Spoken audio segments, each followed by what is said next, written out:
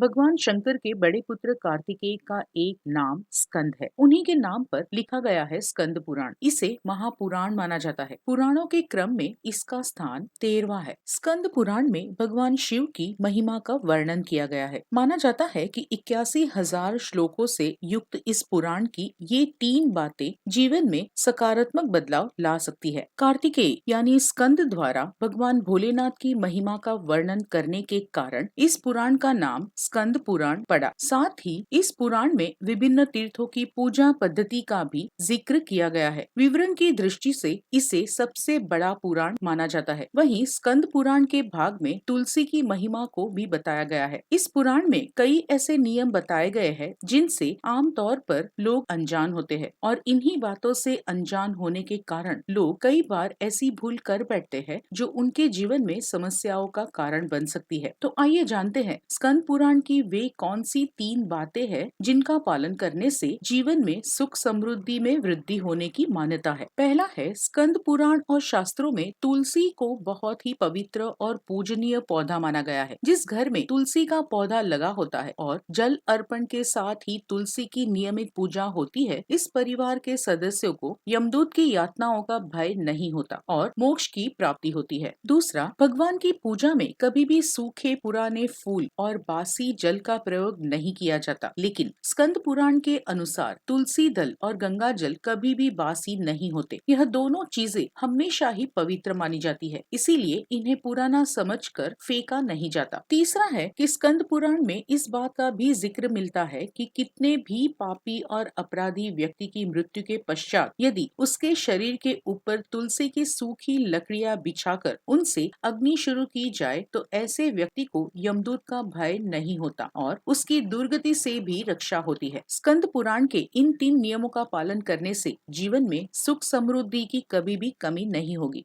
आपका दिन शुभ रहे।